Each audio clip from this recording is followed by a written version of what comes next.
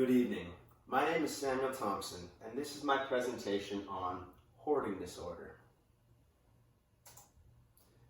To understand a hoarding disorder, first let's talk a little bit about mental illness. What is mental illness?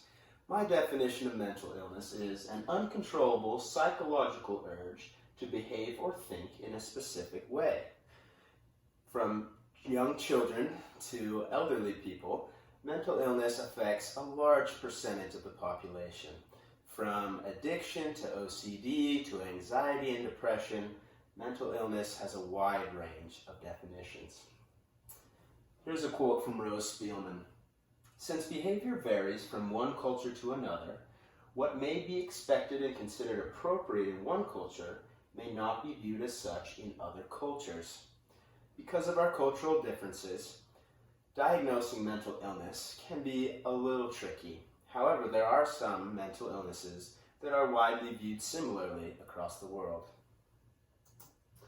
One of those mental illnesses is a hoarding disorder.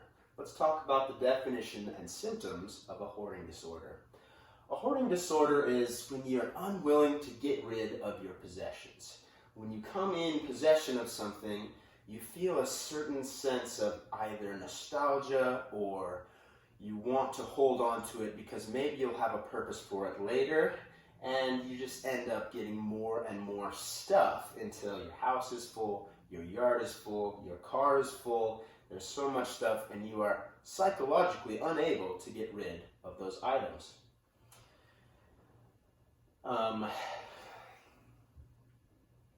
Hoarding disorder can extend for beyond just your house. It can start extending into your yard, into the street. When there's no more room to put stuff, you just start expanding, and it can be a real problem. The diagnosis of hoarding disorder can be tricky.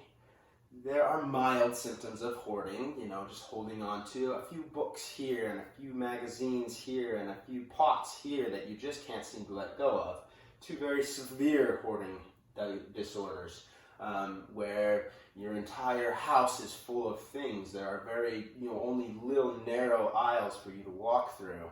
It can really start affecting your daily living and your relationships and your overall mental health. Oftentimes, patients that experience a hoarding disorder are unaccepting of the diagnosis, and they don't really want to get treatment because oftentimes they don't feel they have a problem.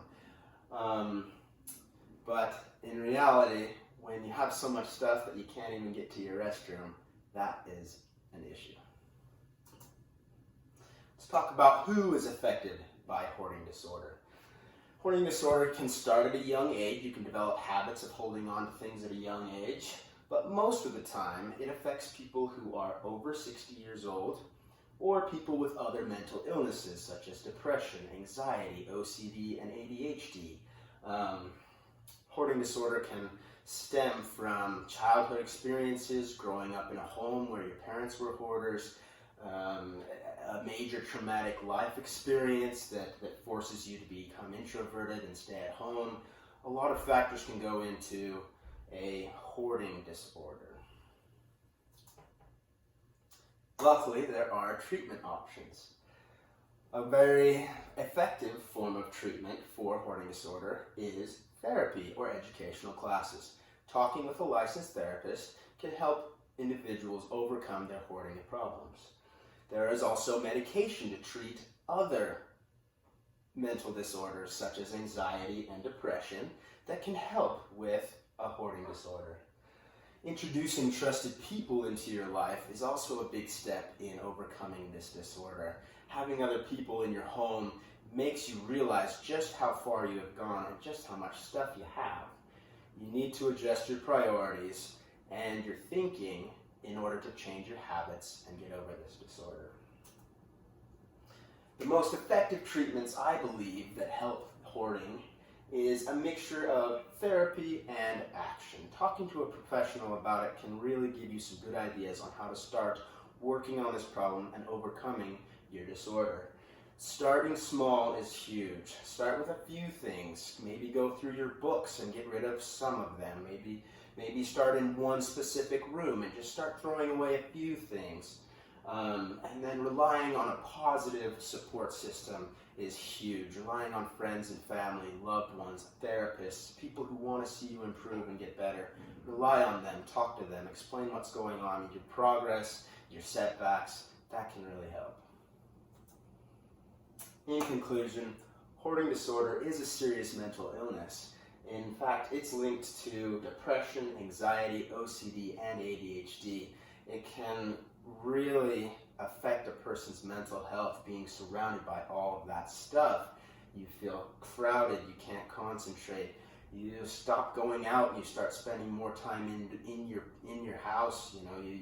Your relationships can deteriorate. Your overall mental well-being can really be affected by this disorder. If we know anyone with this disorder, or if we experience this ourselves, patience, respect, and love are huge for them. Everyone's human, everyone has their problems. A hoarding disorder is not untreatable, it can be overcome, and we need to be recognizing of it. Here are my references, including the Mayo Foundation, our psychology textbook, and the Cleveland Clinic. Thank you for listening to my presentation, and have a good night.